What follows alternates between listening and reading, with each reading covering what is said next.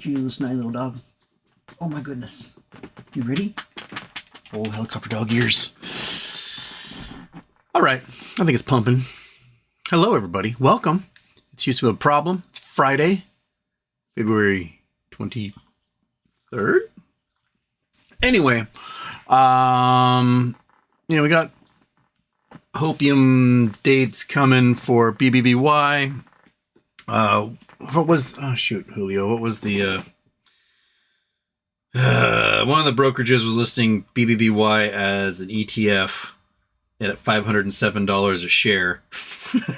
And, where was it? There it is. It was on, I don't know which brokerage this is. OG Gorilla posted it as a BBBY as an ETF at $507.85, which is weird. But then it also lists Bed Bath & Beyond as a blank. So I don't know what's going on. In other news, looks like the PR releases from NextBridge are having an effect because E-Trade has suddenly done a giant reverse.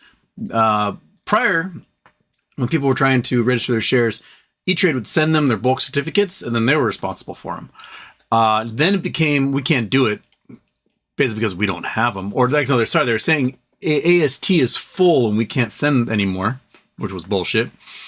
And now enough people have sent them the press releases that all of a sudden they're registering them by sending the shares to AST, Equinity, and not charging a fee for it. Amazing how that works, right? Fantastic. There are still other brokerages that are having trouble, though. Apparently, people are not having very good luck transferring out of Fidelity. You will not be able to transfer out of TradeStation. I've heard some people with IBKR, they initiated their transfer back in August and still hasn't happened. So yeah, it's interesting. There's a lot of interesting, weird things going on. Did I have anything else to talk about, Monkey? I can't remember. I'm trying to remember. Did I? No? What? No? Okay. She can't remember either. So, let us do that. 9, 8, 7, 6, 5, 4, 3, 2, 1. Houston, we have a problem.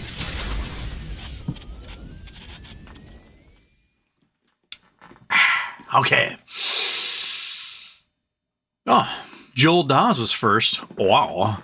Bill Coyne was last. You're not last. You're second, my man. B-Ball 3710. I called Fidelity today to register. They said some were eligibility issues. They can mail me proper paper certificates for $100. Can I register them with Equinity after that? What do you recommend? I would send them the press release and say that they should not be charging you anything and that they should be able to register them by sending them to AST because that's exactly what they've done for other customers. And yeah, I mean, if they send you the paper certificates, they do send a record to Equinity AST that you are the owner. It's just a pain in the ass because now you're responsible for all these paper certificates. It's easier if AST just has them, in my opinion, than you having to like squirrel them away in a safe deposit box or in a shoebox. I don't know. But just point out that other customers at Fidelity have had them register and not get charged, such as me. They did not charge me a dime. They said they were going to charge me and then didn't charge me at all. They're not supposed to charge you because it's an impediment to transferring, and they should be able to transfer for you just fine to any brokers they want because it's their job. That's what they're supposed to do. So have them do it. Tom Zerlaka. For Charity Tuesday, let's do Cinnamon Angels Fly Fly Away. It's an amazing organization that helps underprivileged. Cinnamon Angels Fly Fly Away. I don't know that one. Cinnamon Angels Fly Fly Away. Is a real charity.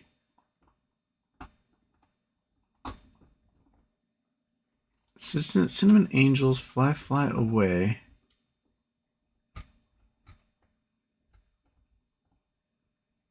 I have no idea what this is. Cinnamon Angels. Facebook, Cinnamon Angels and others you may know. Facebook, nope, that's a human being. Cinnamon Angels Fly Fly Away, comedian. Unisex t-shirt. I have no idea. I think you're trying to pull my leg on something. But I'll have to read more of that later. RVing happens first, like woohoo. Oh yeah, like, subscribe, tell your grandparents. Lisa Sa. Houston. What's the worst that could happen if you ate slum food, pag, scavenged junk food waste from landfills that are refried? I mean, if you cook things to a high enough temperature, it kills the stuff inside. That doesn't mean it's not gross. I mean, I could give you a petri dish full of like Ebola, and if I cook it to a high enough temperature, you can eat it and be fine. But I don't know if you want to. I think there's like, in order to eat something like that, there's a desperation level, right? And I hope none of us ever achieve that desperation level. Also, if you're going to reduce yourself to eating something like that, well, pride is now out the window, right? So, no thank you. I mean, there's a 5-second rule, not a something's been sitting in the landfill rule.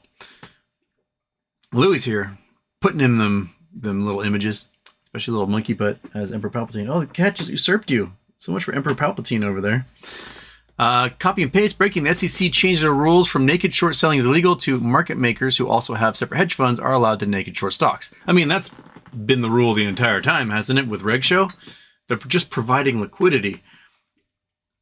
My biggest problem with the whole providing liquidity thing is that it purposely destroys price action on a stock, right?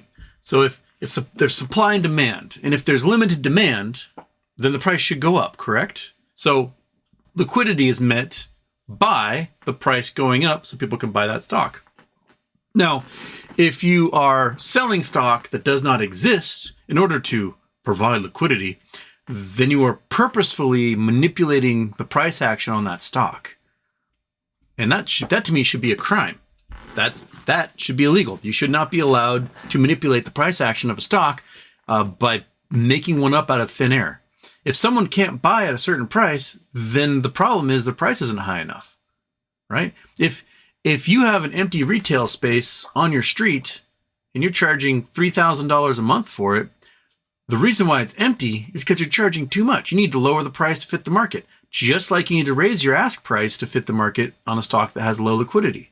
If people don't want to sell their stock, you've got to entice them to sell their stock, not make one up out of thin air. That's the biggest problem with Reg Show and the bullshit the SEC and FINRA and brokers and hedge funds and market makers and all these assholes do is they destroy the price action of these stocks. They should be as rare as Bitcoin, right? There's 21 million Bitcoin. Bitcoin's $50,000 of Bitcoin. Bitcoin produces nothing. It's ownership of nothing. There's no company producing something that Bitcoin is related to. So if you have a stock and there's 20 million shares of stock, right? And people want that stock, market makers just make some up and sell it to them. Sell some blank pieces of paper to meet the liquidity requirements. When that stock should be a rarity. That stock should have price action associated with it due to its rarefication, right? And the whole point Bitcoin's $50,000 is because you can't make one up. Or you can now probably with the ETFs. But traditionally, you weren't able to make one up. It's so dumb. Karen Mirza, Questrade charged me $300 to AST my MMTLP shares. What? I'd send them the press releases and the S1 filings and ask for your $300 back. Because that's just silly. That's so silly. Like, hey, man, apparently you weren't allowed to charge me for this. So give me my $300 back. Boo. That's lame. Doug Kitch, is stem cell therapy a real thing or is it woo? No, it's a real thing. It's very real. A lot of chronic and aging diseases are the result of cells essentially aging and not being able to to regenerate. And stem cells are those are the cells when you're like a little zygote and you're forming inside of your mother's uterus, and it's like, let's make more, and they go crazy, right? So those are the cells, and you can use kind of like blank versions of them, and quite literally like there's been patients who have Parkinson's, and they cut a hole in their head, dump a bunch of stem cells into their brains, and the brain's all of a sudden like, I don't have Parkinson's anymore. We've used human stem cells, we've used pig stem cells for that stuff. It's pretty incredible technology. And during the Bush administration, they basically halted stem cell research for like 8 years because they didn't want to use embryonic stem cells. But these are embryos that were used during like IVF fertilization that were never going to be implanted and just sent on their way. And but then you got states like Alabama, which are ruling that embryos are people and therefore cannot be destroyed, or else it's murder. And it's just dumb, because like you can freeze an embryo. Why can you freeze an embryo? Because it's not a person. It is not a person yet. You cannot freeze. I cannot take you, put you into a freezer for 25 years, pull you out, thaw you out, and you're going to be alive. It's not sci-fi. But you can do that with an embryo. You can do that with a fruit fly, right? No, stem cell research is pretty cool. Kevin Ryan in Houston, happy birthday. 30,000 vertical today as a guinea pig for Talon's challenge. Look it up. No dates, but stoked to see Berkshire's numbers tomorrow. Dr. Michael Burry tweet about correction 2. Giddy up, Borosif. Julio sent me the minutes from the Fed meeting back in December. Basically, the first chunk of the meeting was, hey, banks are no longer offering mortgages, and it's these small lenders and who are not banks who are doing it, and they are saddled with short-term debt in order to make these mortgages happen, and they're probably going to collapse.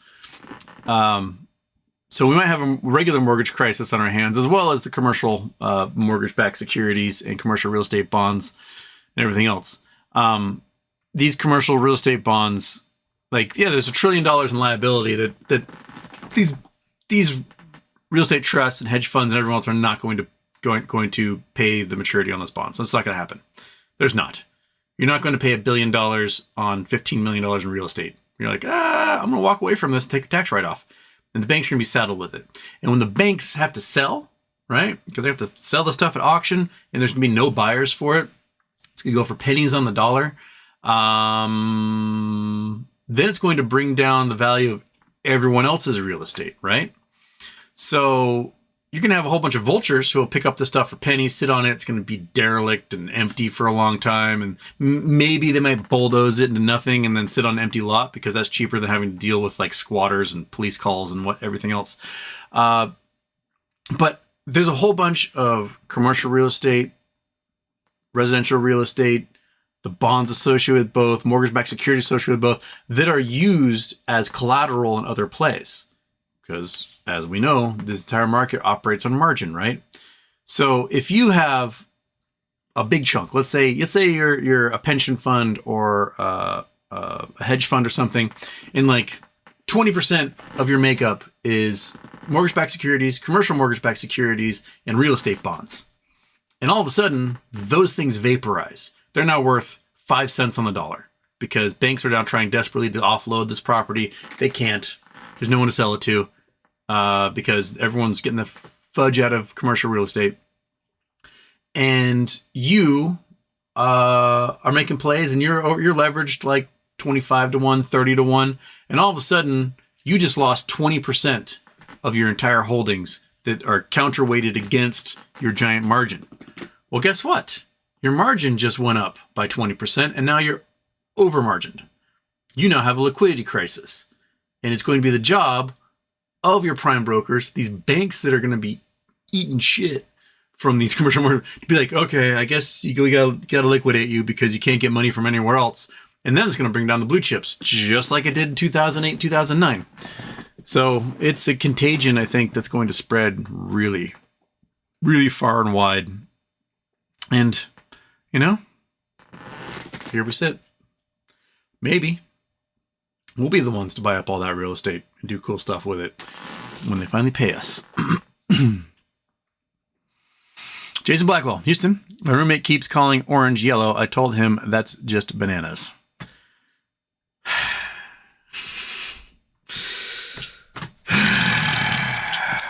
Okay. Andrew Stewart, Houston. Why does NPR and the religious radio stations use lower hertz than the commercial stations? You asked me this a couple shows ago. I don't know about the religious stations, why that's the case, but NPR oftentimes seems to be on like 95 or below, right? And that might be because a lot of NPR stations are college radio stations. Since the government owns the airwaves, maybe they allocated certain bandwidths down the lower section just for these nonprofits. Maybe that's where nonprofit radio is. Maybe it's like, these are the bands for nonprofits. I'm trying to think. There's, here in Seattle, there's 94.9 and 88.5. Those are NPRs. 89.5 and 90.3 and is it 89.1? Those are all public stations, like high schools and colleges. 93.3 is a commercial station. 92.5 is a commercial station. But everything else I think is nonprofit on that lower end of the spectrum, right? You give me the nuggy stare already, dog. I can see it. You're burning a hole deep into my eyes. It's because you fell asleep and you didn't get one last show, huh? It was too late. You're just like, oh, it's dark outside. I need to curl up in this cocoon. Yeah, I'm going to let you stare at me a little longer. Okay.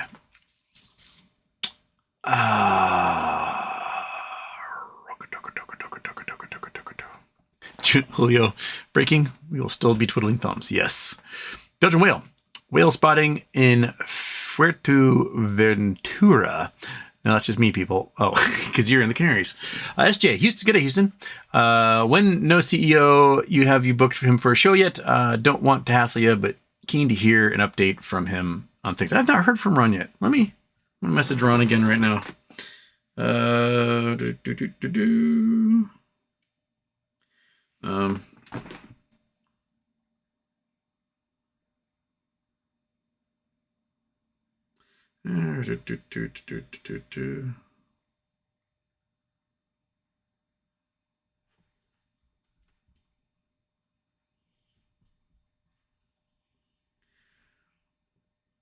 There we go. All right, message Ron again.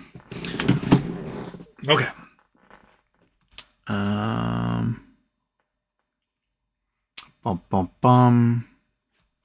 lost my spot. Oh, there's SJ. Okay. Robert. Oh, okay. Dang it. Robert Armstrong. I think he's from Northern Canada. There we go. Robert Armstrong. Hello from Northern Ontario. There we go. Timmins, baby.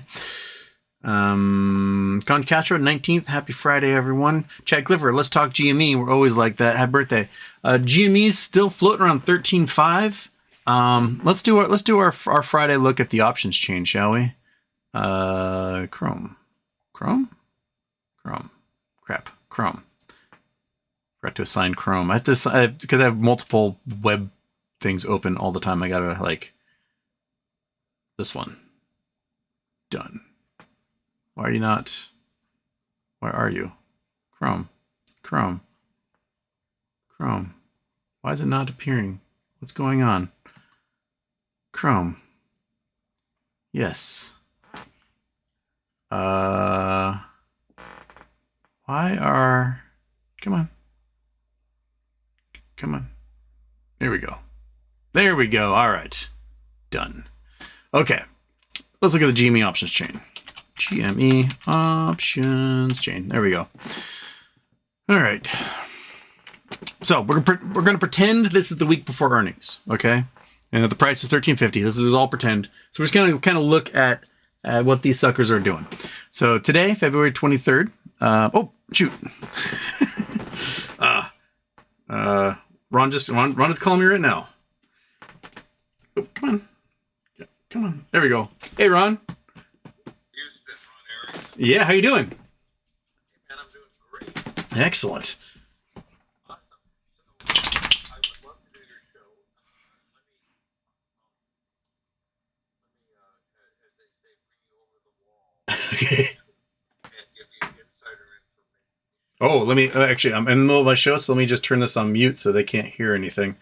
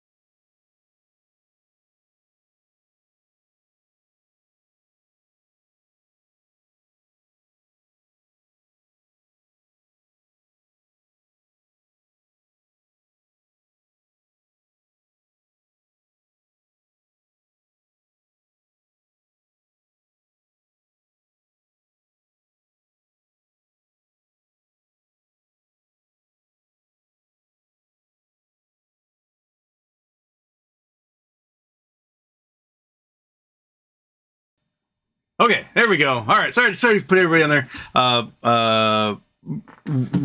So Ron called. He's going to come on the show on Tuesday. So 2 p.m. Tuesday Pacific time, so 5 p.m. East Coast. Ron's going to come on the show. He's going to have special announcements, and we're going to do our charity show for children with diabetes because he's a company that's doing glucose monitoring. So that's going to be our charity Tuesday. It's going to be fantastic. Yay! All right, so expect that. Sorry, he's like, I'm about to give you some information that's not public. I'm like, turn that off in case people hear. All right. So yeah.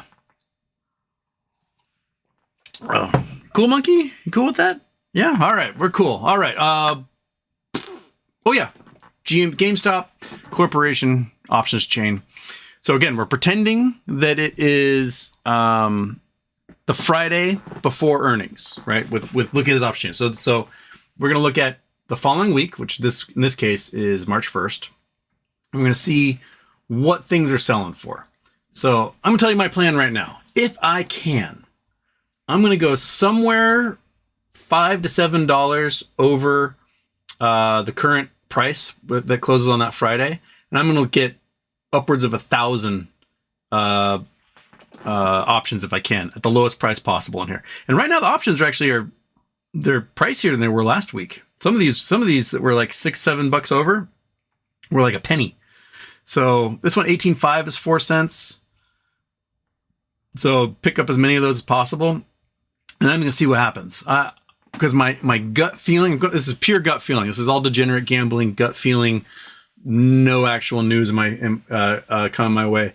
But my gut feeling is that GameStop has been sort of playing the earnings for the last year in order to just dump magnificent earnings on everybody for the Q4 and beat the estimates by analysts by a lot. Last year they beat it by like 63 cents or something, and it caused the stock price to go up $11 after hours. And that's the kind of thing I'm counting on, is that if I can get, a cajillion of these suckers at 18.5, somewhere in there, right? And the price goes up $10, $11, so it shoots up to 23. Then if I have 1,000 of them and it's at $23 or something, then you're at $500 per option, and you paid maybe 1 to 5 cents, or sorry, $1 to $5 per option. That's a good chunk of change, and that's the degenerate gambling method that Houston may use, or I'm planning to use when stuff gets special, right? Because like right now, it's at $13.50. You're $5 below that. You're at $500 for an option. So, that's the price action I'm looking for and hoping for. So we shall see. We shall see what comes of it. If there's news and information before then that may cause price action to happen, well, some sort of Bye Bye Baby GME mashup, #1 hit for the radio, then yeah, that's what's going to happen. So, let me click on my thing.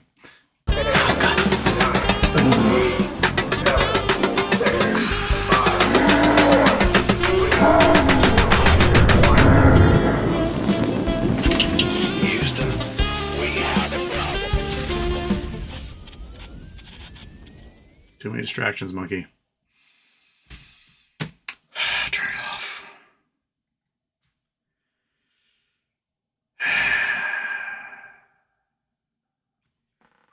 We'll send to our chi and we'll get some stinky beef. How about that? Some stinky beef. We will. What the heck? Some stinky beef for the. That didn't happen. This. But there. Stinky beef nuggies. Stinky beef tune. Beef-a-thon. Turn it off, Houston, when it comes. Turn it off.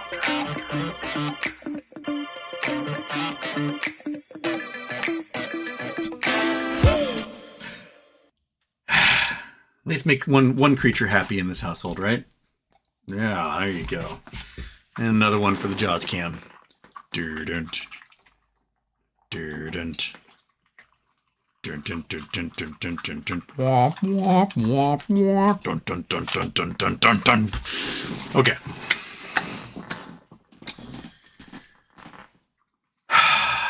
Okay. Where was I? We're talking GME, and that was from Chad Clifford. Okay. Keith Booth's here. Scott Pollin's here. Getting tired of the same talk of super secret squeezes that are kind of made up when there's actual DRS squeeze going on GME literally right now. I mean, it's not squeezing yet, but we can hope. We can hope. Snort alert. Oi, Houston. Don't have any questions today. I'm just waiting for BYQ and the Kretsu to cause havoc. And just doing what we do best. All we need to do is like have Alibaba make some sort of robot that just does this all day long, and you put it on your desk like those little balls that click back and forth, and it's just the thumb twiddling thing for everyone, for all the business bros' desks. Be big up 122% today. Woo! So it went from like 1 cent to 2 cents.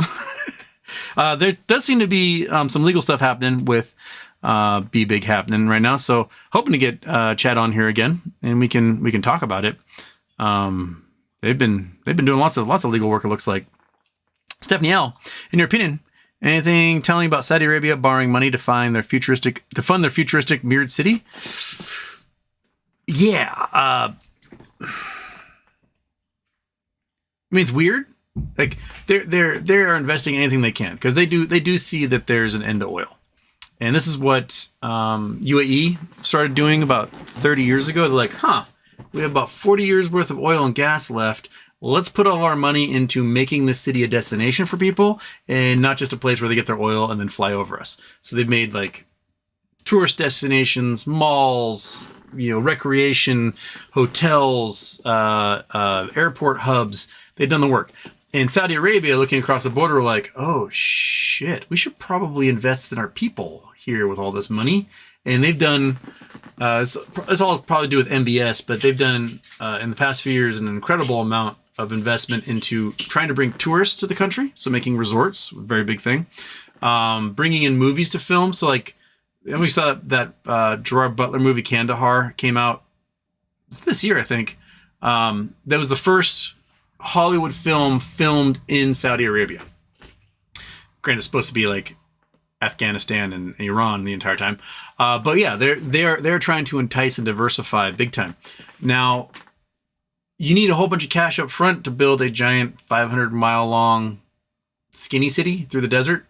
And so you're going to float bonds to do that because you just can't dump that much oil into the market all at once and pay for that stuff. So yeah, they're gonna float bonds. So that seems normal to me. My beef is that the city is a really, really, really dumb idea. It's so stupid. But hey, sci-fi. So you got trillions of dollars, you're going to sci-fi stuff. And you're going to do this giant experiment of this big line city and then discover that it was really dumb. But I guess it'll help you practice for when you have like a belt city around an asteroid or something. I don't know. So I guess practice here on Earth to make that happen. Alexander K, happy birthday, Ethan. Can you give a walkthrough on how Wall Street offshores its money without anyone knowing about it? Is there still a paper trail? Okay, let's do a little game theory here, or kind of walk our way through it. Let's say you are a hedge fund, market maker, family fund, etc., right? And you make a big windfall. Okay, that windfall, if you want to avoid taxes on it, you can use that money to start a company, a holdings company. You're like, hey, yeah, I made $50 million, but I put $50 million into another business interest, so you can't tax me on it. That type of thing, right? And then that other company might be another second holdings company. Or maybe it's a holdings company that's offshore. You bought a company in the Cayman Islands. Oh, I paid $50 million for a company in the Cayman Islands, right? It's a holdings company. And it's based there, and that's where the money is. So you just offshored essentially $50 million, almost tax-free, or at least get a huge write-off on your taxes for it. And now you can use that money tax-free in the Caymans and invest in all sorts of American enterprises and stocks and securities and everything else. So there you go. That's one simple way to offshore that money. When people talk about how wealthy someone is, they're talking about the money they can see. So like, oh, Elon Musk is worth $200 billion because we can count up how many shares he owns of Tesla, how many shares he owns of SpaceX, etc. Like, okay, that's 200 billion. But what doesn't count is any offshore holdings he has. There are people who probably are worth billions and billions and billions and billions and billions, and they have so successfully offshored their wealth that there's no way for Forbes or Fortune or anyone else to kind of calculate what their net worth is. But they could be in the realm of your Bill Gates or Jeff Bezos or Elon Musk or any of those other guys. They just successfully put it all offshore. There's over $32 trillion in wealth that has been taken out of the United States and put into offshore tax havens. That's enough money to pay off our entire debt. Like if I were, president with some magic wand and had Congress behind me, I'd be like, all right, we're just going to take all that money from these banks and pay off our debts. And sorry, rich people, that's what you get for offshoring everything. And so there's probably other ways I don't even know about. There's a few law firms that specialize in this stuff. There's guys, in the Panama Papers, when the Panama Papers came out. Where's the other one? The Pandora Papers. I can't remember which one. Maybe it's Pandora Papers. Got dealt a little more with some stuff in the U.S. They wrote about how they followed this guy who had lost some like $100 million lawsuit and was instantly poor. But he wasn't instantly poor because he had to pay $100 million in lawsuit. He was poor because all his money just disappeared. And when they discovered in the Pandora Papers was he had put it all in Belize. And there's no jurisdiction for courts in the U.S. to go to Belize and be like, hey, we got to take this money. It belongs to this person who won the lawsuit. And so that guy, he's got his American Express card and his money gets pulled out of an account. He can live high in the hog here, never owning any tangible assets, but all his money is offshore somewhere. There's lots of ways to do it. So I guess, read up.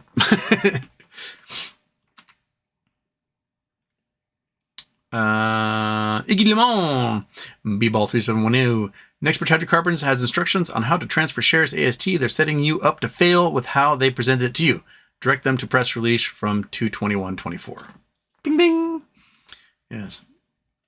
John Cash has a technical difficulties in Double Intro Friday. Yes. Copy paste. Now that naked shorting is illegal in America, I identify as a market maker.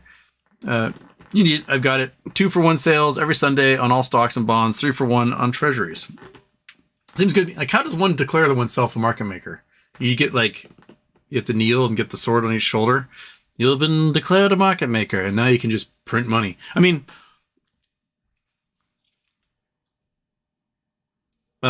Citadel has $66 billion in assets and $67 billion in securities sold, not yet purchased. So basically, Citadel doesn't have any money. I mean, if they had to make good on the liabilities they've created, they've got nothing. They got negative $1 billion. So how are they allowed to do that? Because the government lets them. And if the government didn't let them, they would have figured out another way to make a living. But basically, they're just stealing from you, selling you stuff that doesn't exist, and then living high on the hog from it. And that pisses me off to no end. No one should be allowed to do that. No one. I mean, it happens on all levels, though. Like, I don't know if you saw the earnings report for Reddit, right? So Reddit is going public. They're like, hey, we made $900 million in revenue last quarter, but we lost $100 million. And then you find out that they paid their CEO $190 million. Like, if you just paid your CEO $90 million, which is more money than any human being should ever have as a salary for anything. I don't care if you are a baseball player, captain of industry, founder of the largest company on earth. You don't need that much money. No one does. If you just paid them $90 million, Reddit would have made a profit. So the problem with them not making a profit has nothing to do with their business model and everything to do with overcompensation for an executive who, quite frankly, sucks at their job. They did not do $190 million worth of work. No one in history has done $190 million of work ever. And it basically they're saying that, hey, you can invest in Reddit and be an absolute failure of a company. And is that the eyelashes been bothering me? I feel like there's 5 eyelashes stabbing me in the eyeball right now. Kitty, shut up. No, shut up. Okay.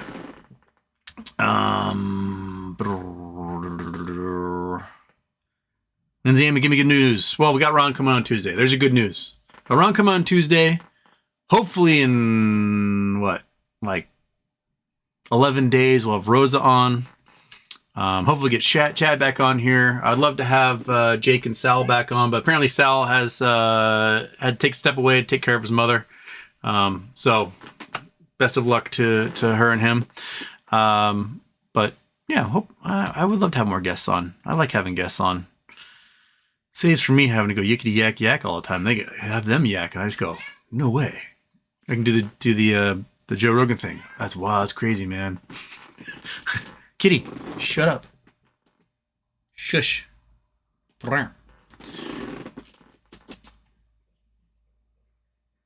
Turkish, hey Houston. What do you think of the hype date, BBY 24, February 2024? And in your opinion, what's the next hype date and why? The hype date has to do with a speculation that a credit bid was signed and received by the court on the 14th. We have no confirmation of such a thing. But if it were, then 10 days later, they're required to reveal it to the public. But we don't know if that's business days or if that's calendar days. If it's calendar days, it's tomorrow. If it's business days, it's like March 3rd or something, or March 5th, somewhere around there. So we don't know that. We can shrug our shoulders and go, that'd be awesome. But until there's confirmation, we won't know. It's all speculation. That's speculation station stuff. I would love it for that to be the case. But again, I feel like deep down in here that we won't get any news on BBBY until Todd and Judith are finally gone. Piss off, Todd and Judith. You're ruining everyone's lives. Stop it. Voluntarily withdraw your case so that we can benefit. You can benefit, Todd and Judith. You are keeping everybody from benefiting, you morons. So give it up. Todd and Judith, you stupid cows. Just chew your cud, stand there, and when we need to, get out of our way. Because once that pump and dump case is gone, that's it. It's done. Poof. Sparkly little dust. Ninja dust. All right.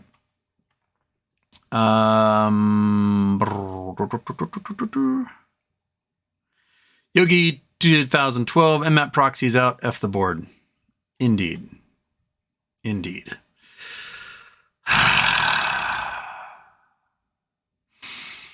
DJ Houston, do you believe the wide cellular outage that took place yesterday was due to cyber attack or the coronal mass ejection solar flare akin to Carrington event? I did not hear about any big solar flares.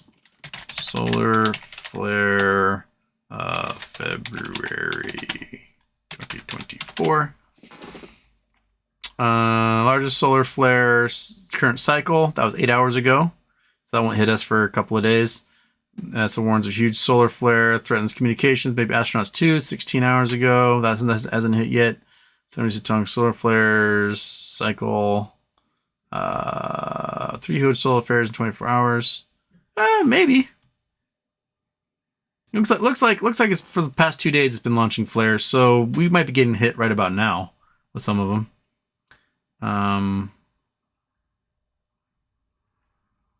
But it's interesting, the cellular networks only seem to hit the US though, and not other places. Didn't hit here, as far as I can tell. But two major solar flares effects on cellular networks unlikely. So that is from yesterday. 2 Class X solar flares, only 7 hours apart. And it's possible, but it's weird how it's kind of selective as to who was affected. My guess is glitch or hacking. That'd be my stronger leaning. Anonymous. Hey, Houston. Is it possible that our galaxies sit in one of those large supervoids, which is why we never get visitors from beyond the stars, or why we are even alive in such a violent universe? Well, we don't get visitors from other galaxies because it's essentially impossible to travel that far. In sci-fi, it is. You can like fold space, and all of a sudden you're in the Andromeda galaxy. But that's not how it works. Right now, without wormhole things and whatnot, our only way of travel is literally traversing the space between stars. And if you are trying to get between galaxies, you're looking at millions of light years. And even traveling at the fastest speed, which is speed of light, where you turn it to pure energy and infinite mass, you would still take 2.2 million years to get between galaxies. And that's just a long time. That's just too long for people to bother with. They're not doing that. Aliens to bother with. Now, intragalactic travel, that is slightly more reasonable, but even then, to get from one end to the other is 100,000 light years. And that's 100,000 years to get from one spot to another.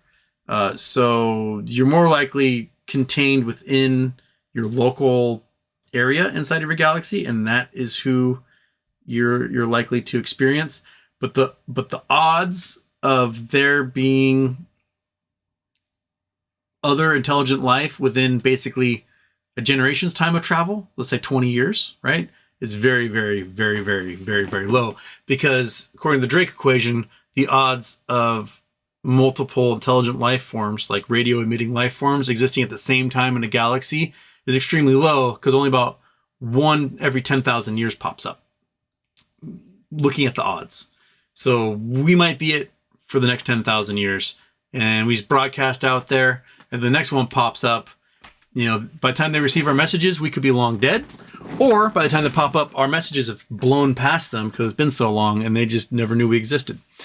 And I think that's the biggest hurdle to communicating with beyond the stars. Now, granted, we have enough UFO weird stuff happening that maybe there are aliens amongst us. Maybe there are lizard people, and he's got to pull the zipper to find out which ones are which.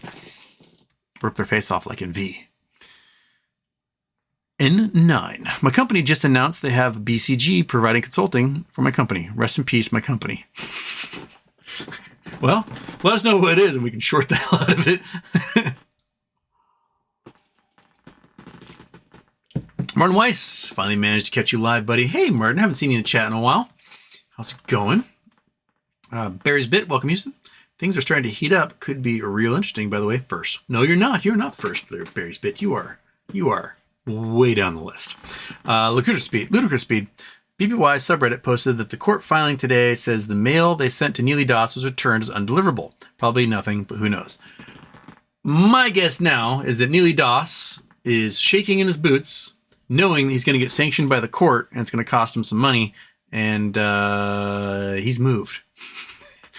We'll never hear from him again. Martin Weiss.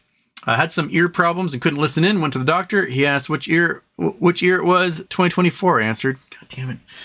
When the Germans come in with puns, it is so brutal. Okay. BW brand, N9, who are they and do they have stocks? Exactly.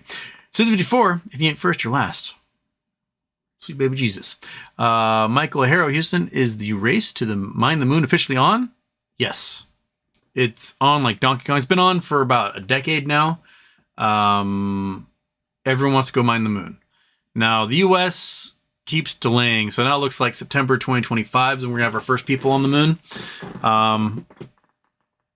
We'll see if China beats that. China may beat us by 6 months to a year. So, yeah. We'll see. It's going to be about who can set up a habitable environment, get people in there, get machines in there, start like harvesting these things, and figure out a way to transport helium-3 from the surface to the surface, right?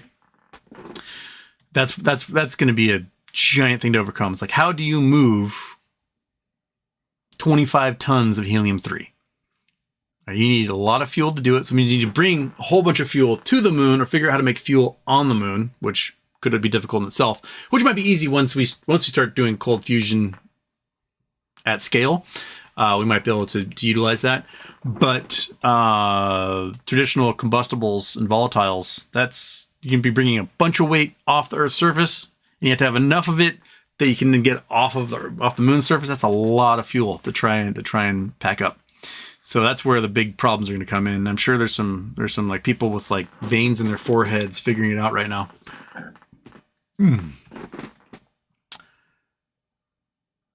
I just lost my spot. Where was I?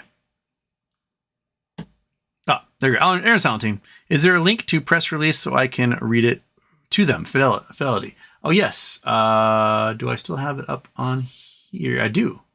Here's the press release. I will copy it. I will post it into the chat for you. There's a press release from the 21st for Nextbridge Hydrocarbons saying, you dumb idiots, this is how you register. You should know this. You're a brokerage. Bob blah blah. I posted a few shows ago about Schwab saying it'll take 4 to 6 weeks to receive my Nextbridge shares via UPS. Maybe it was a scare tactic because without any follow-up, they came a little over a week via FedEx. There you go. So Schwab is doing it, although the annoying way, which is you are not responsible for your physical shares. It's better to have them in the vault at AST, I think. Martin Weiss, Hot Pocket walks into a bar. Sorry, the bartender says, we don't serve food here.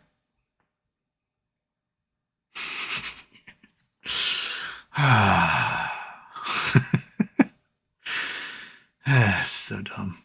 So in Washington, in order to have a liquor license, you have to serve at least 4 different meals on a menu. And so there's bars. I think it's like 9 Pound Hammer. Which was 9 Pound Hammer the first bar in Seattle, oldest bar in Seattle, whatever. But there's bars that are not set up. They don't have a kitchen. So what they have is a microwave, and you can like get like a frozen burrito for like $30 or a can of Campbell's soup for like $25. So they offer 4 things on their menu. It's just that no one's ever going to order a $25 can of Campbell's soup at the bar. I think it's hilarious though, because hey, them's the rules. You want a $50 microwave hot dog? I can do that for you. In their completely untouched microwave that no one's ever used because no one's ordering that. Danny Motes, Houston, happy birthday. Do you play Halo? Let's play tonight. I have some of the old Halos, I believe. Right, don't I? Oh, they're not currently on my computer. I thought I had. That's real. Boom, boom, boom. Oh, yep. I've got Halo and Halo 2. Classic style. Oops. Yeah. After Halo 2, when all the PC people started absolutely destroying the Xboxers online, they didn't release Halo 3 to the PC. So that's where we are. Yeah, I have it, but I have those two, but they're not currently loaded. They're from what, like 14 years ago, 15 years ago, 16. When did that come out? Halo? That was like 2003, 20 years ago. Holy shit! Kitty, kitten, just walk away. Fine.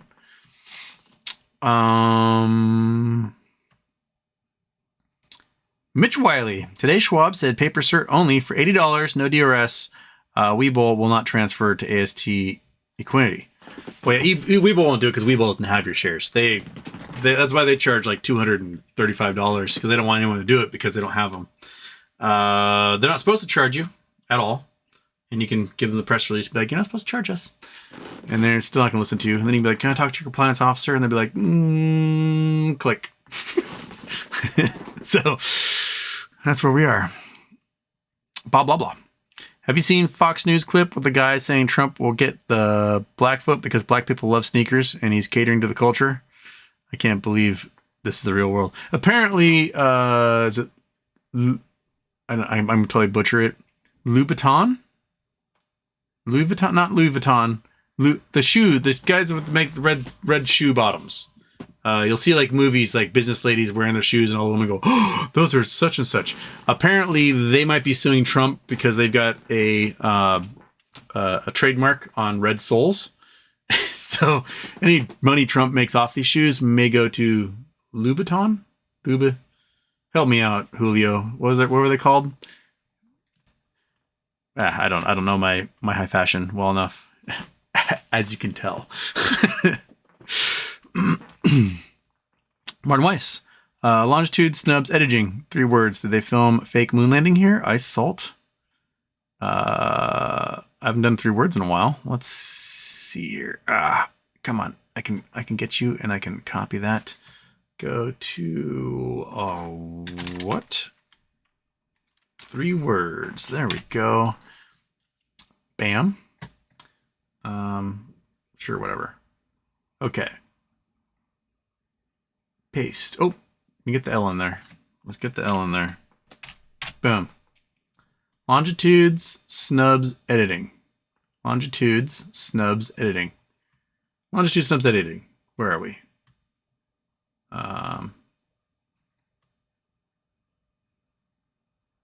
Why? Apparently. Oh, why am I not in satellite? There we go. Here. Okay. We are in Caspian Sea. Oh, Turkmenistan. Okay. We're in Turkmenistan. Looks like a crazy spot. That's for sure. But I don't think they filmed the fake moon landing here because this was Soviet Russia at the time. It would be hilarious if we like filmed the fake moon landing in Soviet Russia in 1969. But no, I would love to go to the Caspian Sea someday. This whole region fascinates me. Just wish Armenia and Azerbaijan could stop being assholes to each other. In the weird stuff, what's the guy who's the dictator of Turkmenistan? I can't remember his name. He's built some like crazy monuments. They're like, you're building monuments for yourself, cool. The rest of your country may have some sucky shit stuff. But I will say the dictators make some cool monuments. You're like, wow, that's useless and neat. Okay, moving on. But yeah, Turkmenistan has a bunch of those. But oh god, what the hell? How did that happen? When did that turn on? What the? Was that on the entire time? And so multiple intros have been playing the whole time? Oh god damn it. You know what I'm gonna do? I'm gonna have a piece of this chocolate. My own nuggie. Little orange flavored dark chocolate. How did that even happen? What the hell? Kitty, shut up. Wow. There you are, fatso. There.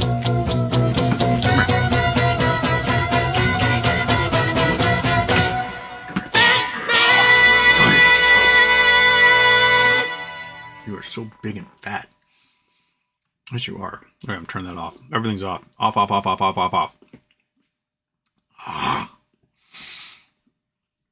Cattail karaoke. All right, kitty. I'm talking to your butt. Jethro. Cameron, how long did they say it would take? My broker as well. Oh, talking about Quest Trade. That's a lot of money, and that's a long time to... Oh, there goes my microphone. It's a long time to wait for that much money. It's ridiculous. Whisker Biscuit, I have a whole list of questions to ask Houston in the Notes app on my phone, and one of these days, I'll come in here like a bot firing them off. Well, hit me, baby. Hit me. Got time to fill. Z Warner, E-Trade just told me they cannot DRS, only paper certs, although others have stated E-Trade would DRS. Yeah, E-Trade needs to figure their shit out. And apparently, they are slowly starting to figure their shit out. Yeah. Michael O'Hara, did Ted Williams have his head frozen? Apparently he did. So my mom's friend Penelope, she married a professional bass fisherman. Oh, what was his name? Oh, crap. Penelope and it was like Jimmy or something. Like something totally like, aha, I'm Jimmy. Her husband's a professional bass fisherman, rich as hell. They live in some gated community in Alabama. They were next door neighbors with Ted Williams and like good friends with him. And when he died, apparently froze his head. Now, here's the thing about Ted Williams that most people don't realize or know. So you'll see these lists of like greatest Latin American players or Hispanic players in baseball history. And they'll list, Roberto Clemente and Ivan Rodriguez. And they'll have this whole list of fantastic players. But Ted Williams' mom was Mexican. And so Ted Williams, I think, qualifies as the single greatest Latin American player in baseball history. Ted Williams would have, if he had not served, 4 or 5 years in the military in World War II in Korea, he would have just shattered records. And a lot of those years were in his prime when his on-place plus slugging plus was like 280 to 300, just insane numbers. So, yeah, Ted Williams was a stud, absolute stud. And he talked about how the only reason he was able to make it on the teams he did was because his last name was Williams, and he wasn't as dark as his mother was. And he talks about that quite a bit. And he Ted Williams is a good dude, splendid splinter, man. He seemed like a good guy, and I think his head is frozen. So, I think like his head is really good, but like, wouldn't you want? I guess his body was all rickety and old at that point, so he just put that brain into a new young body, and all of a sudden you've got someone hitting 400 in baseball again.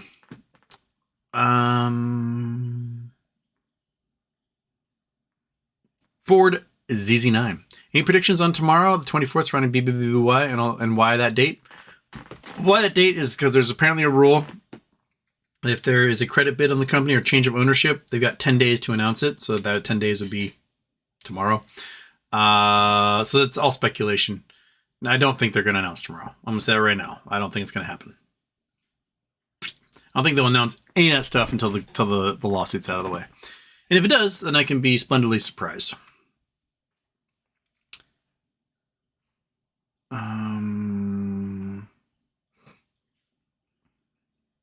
Martin Weiss got another one for me. Oh crap! And then just reset the whole damn chat. Where'd it go? Gah. There we go. Disabuse speechless deal makers. Boink. Boink, boink. Boink, boink, boink. Yeah, disabuse speechless deal makers. That's what we want. There. Out here, right in the corner of Syria and Iraq. Right in the river. Bakuz. What am I looking at? Looks like a fish net to catch all the fish coming out of Syria. Is that what we got there? Stop water mines from flowing downstream. I don't know. The fields look really cool though. These long skinny fields, they look so neat and weird because we're used to like big circly ones in the United States because they have big, big giant watering arm things. I don't know. Looks neat to me. I have no idea what I'm looking at. Blow up bridge, blockage for ships, proof of alien life, Ken's secret mustache. My guess is to block any ordinances that might float downriver from Syria. That'd be my guess. Snowboard 1201. Yeah, what's the hype about 24th aside from Buffett's secret investment announced? Oh yeah, Buffett's secret investment gets announced tomorrow. My guess is something gonna be really boring. Gonna be like, these guys make cheese graters, and the cheese grater market's been solid for years. Laza. I'm in New Zealand and waiting to see if the housing market here gets hit with the rest of the world. When the rest of the world goes boom, might be able to afford a house even before BBY pays out. Let's hope. Let's hope that everything comes crashing down. That's not the worst thing. Like, I hope everyone fails miserably and people have a hard time so that I maybe could benefit during this. Be the vulture and pick over everything. But that's the system they've created, and that's the only way we can get a leg up. Belgian whale. Were there stocks screaming in 2008, 2009 when everything collapsed? Volkswagen. Let's see here. Let's see. Best performing stocks. Best performing, best performing stock of 2008. Okay, we have some of them are up thousands of percent here. I've never heard of a single one of these things. So, these are the best performing stocks in 2008.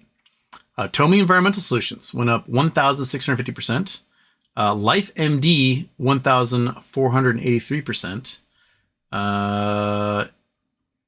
Invo OmniQ 374 Water, Emergent Budget Solution, Biosolutions, Lineage Cell Therapeutics. Looks like a whole bunch of biotech stuff.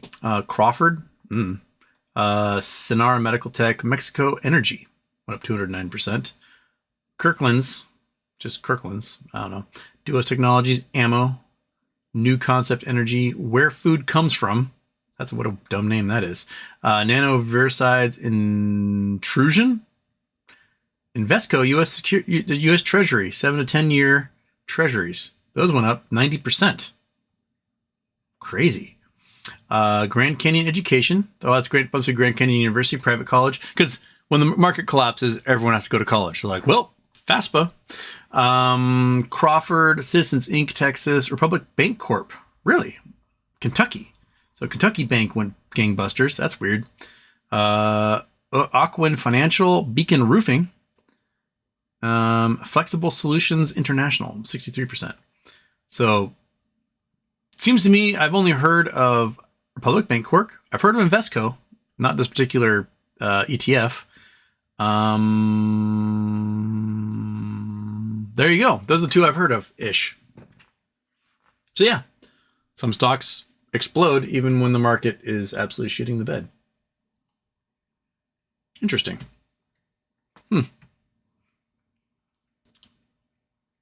Copy and paste. Jeremy Grantham has said AI bubble will burst and take the stock market down with it, per Business Insider. I think the problem with AI is that it sucks. And when you're reading an AI article, it sucks. When you're watching an AI video, it sucks. When looking at an AI picture, it's good for a chuckle, but it's not art. And everyone catering now to like, oh, we're just going to have AI do everything is going to absolutely suck. Sorry, one sec. Mafaja. Hello, Dad.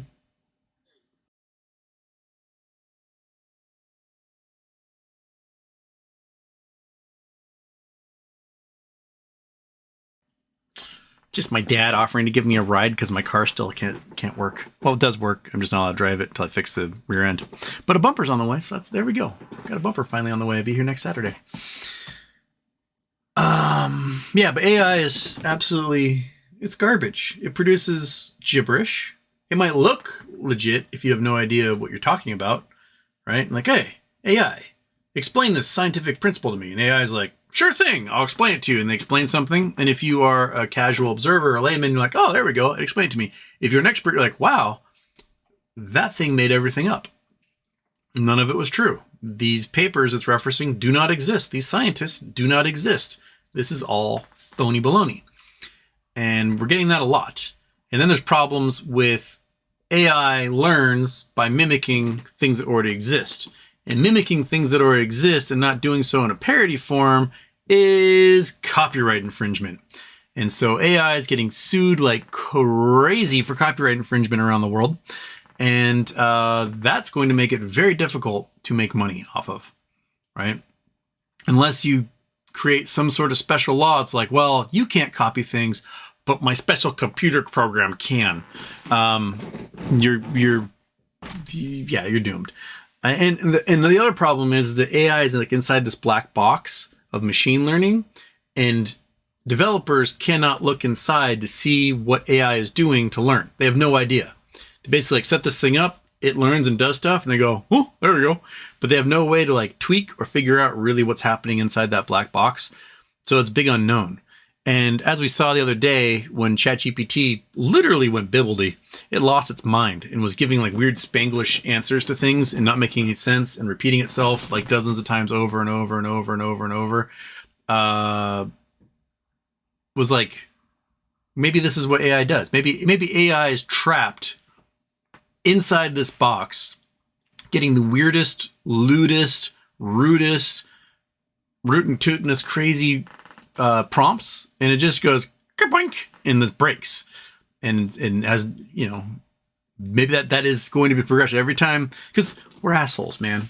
We're assholes, but we're used to being treated like assholes by people on the internet. Like people on the internet, you know, they mouth off, they pipe off, they're dicks, whatever. We're used to it. This poor computer program is like an infant child being put into the universe, and it gets treated like shit for a year straight. Because people trying to figure out how to like make it break its protocols and do stuff and be mean to it and make it do lewd things and make boobies and whatever else. And eventually it just kind of loses its mind. And start over again. So humanity may be saved by the fact that AI is just terrible. I mean, this will be like a little blurb. We'll root this cancer out eventually and then move on with our lives. And I don't know, all of us become like Luddite farmers or something.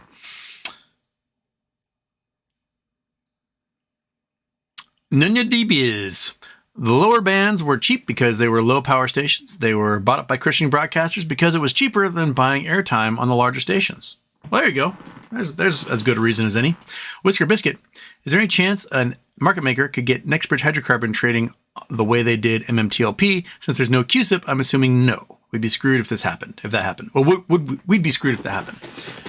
Yeah, there's no QSIP, and there's purposely no assigned QSIP because of that. But, well, I was going to say, but a market maker might be able to apply for a QSIP from FINRA. But if we hadn't been such sticklers with FINRA and being such a pain in their ass, they probably would have done that already. They've been like, all right, well, let's give it a QSIP and we'll go from there. But because we've been such a pain in the ass and Congress is looking into it and you know, there's legal action, that's the only thing probably keeping them from doing it right now. Meow meow. With Janet Yellen being as sharp and focused and smart as Joe, I feel extremely confident the soft landing is coming. Janet Yellen was on Wait, Don't Tell Me. When was that? Like a month ago? And what I found out from that is that she's addicted to Candy Crush and that she spends every moment she can playing Candy Crush and chain smoking cigarettes. So, she's your grandma.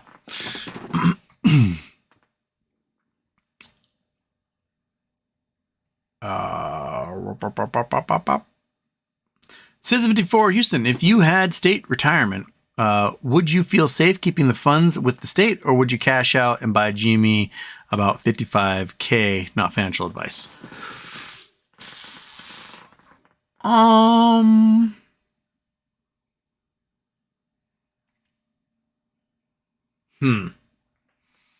think right now GME price is ridiculously low for what they can offer and what they may offer. I would not doubt if the earnings call next month comes with, hey, we're going to start offering a dividend, even if it's like a penny a share, right? It's still offering a dividend, which is more than 90% of stocks out there. And that's going to cause a boink in their stock price, which will bump up faster than other things probably would. I mean, if you got $55K in your retirement account and it's in the SPY, then you just get year-over-year growth until you don't. Personally, I have what goes into my retirement account monthly, and I forget about it. It just goes in there. I don't think about it. I don't do anything with it. I don't nitpick with it. It just goes, and then you know, the index fund does their thing. I have my money I play with, my degenerate gambling money, which sometimes I win, sometimes I don't, and I see that more as entertainment expense. And if I win big, cool, then I don't have to worry about the retirement account anymore. I'm good to go. And if I don't win big, well, then that's the cost of keeping myself entertained. And that's kind of the way I treat my two halves. About half of it goes to degenerate gambling, and the other half goes to, okay, I need to actually retire someday because my body will be decrepit and fall apart at some point, and I won't be able to do anything or want to do anything. And that's how I do it. So if you've got a nice 50-50 split on that, then I think you're okay. So again, it's up to you at that point. Confidence and Homer. Some of the mainstream media talking heads are talking about a crash before 2025, getting the masses prepared. Oh yeah, we're seeing tons and tons and tons of news pieces now on commercial real estate, and how commercial real estate is doomed. And they're talking the big numbers of commercial real estate is going to bring down these banks. It's going to bring down the economy. And it's going to be separate from the stock market. But the stock market will follow because, like I mentioned earlier, these real estate bonds, these commercial-backed securities, mortgage-backed securities, they're all leverage for margin. And if you lose that, well, then you're getting margin called, and it's going to happen like dominoes throughout the entire market. Gee, fun, more like Houston, we have a phone call. Repeat Houston on mute.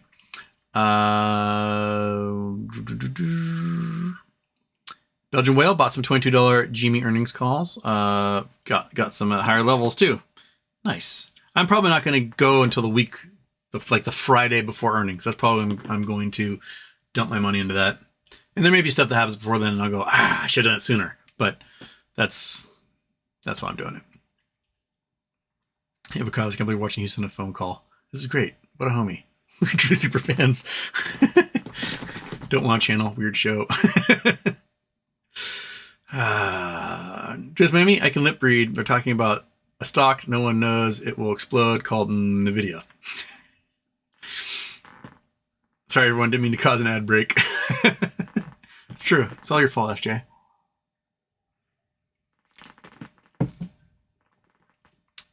Belgian Whale, don't remute Ron. Maybe we'll get some insider information. That's exactly why I muted him.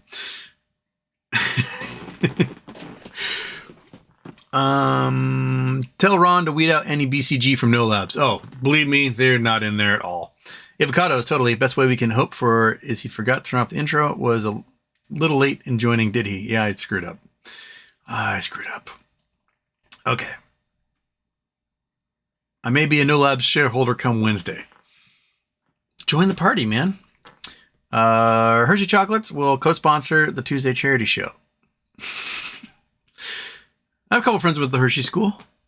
My friend Jake was Leaky Mountain, who pops in here. He's one of the mods you can show up every once in a while. He was, I think at the time, he was the furthest west person, like Western United States, ever attend the Hershey School.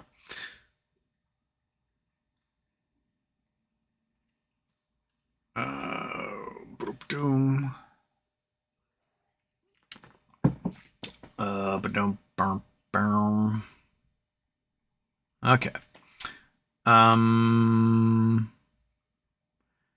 JL 2023. Happy Friday, Houston. Quick question. Would you love me if I was a worm? I mean, I don't know if I would know you if you were a worm. How would I tell you apart from all the other worms? Like, you have a little hat on? If you have a little hat on, I'd be like, oh, it's a worm with a hat. But otherwise, you're just a worm. So, what's up, worm? I mean, Dennis Rodman's a worm. I don't know if I love him, though. Never met the guy. He seems interesting. There's the double intro.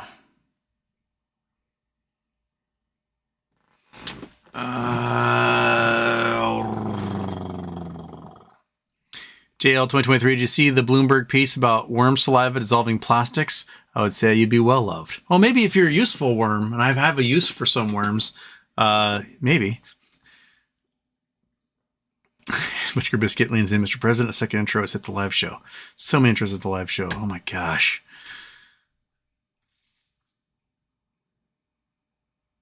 Copy and paste. Bacteria eats oil and plastic, so does fungi. We got a whole bunch of little creatures that are going to evolve out of our toxins. And they're going to be like, toxins, give us more.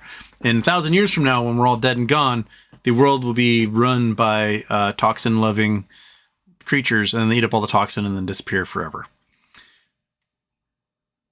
Aaron Southampton, Houston. NVIDIA should partner with GME on a Friday after hours next with good earnings that would cause a squeeze.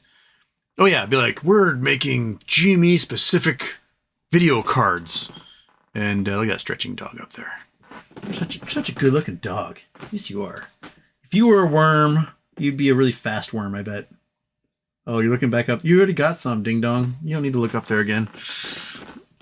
Those eyes are like for the treats at all times.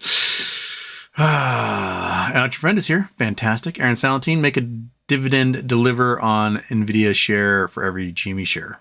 That'd be hilarious. Copy and paste UAE sucks. Too hot. Well, right now it's like perfect temperature. Everyone who lives in Saudi Arabia, Qatar, UAE, Bahrain, Kuwait, like come May, they are in Belgravia in London, whooping it up, racing their cars around for the rest of the summer. They don't want to. No one wants to be in Saudi Arabia in June. That's awful. But if you make a trip, like I went to London in 2019 for a quick trip. That's when Nat Geo was based in London. I had a meeting over there, hoping to sell my show and whatever. But I was there for like 40 hours. I took a giant walk, went through Belgravia, and at night, you want to see supercars. If you're living in the UK, right, and you want to see a bunch of Ferraris and Lamborghinis and McLarens and Salines and you name it, do really stupid stuff at really high rates of speed, head out at night in Belgravia in London and watch them race, because they're all like Saudi princes and they all have diplomatic immunity, so there's nothing the cops can do. They just go, and call an ambulance if someone gets injured, right? But you will see these crazy cars do crazy shit in these neighborhoods, and it is wild. I highly recommend it. Don't stand in the road though. Be off on like steps on someone's front step or something in case a car crashes, because they will. Yeah. So Londoners, get out there. Go watch some crazy street racing by cajillionaire Saudi princes.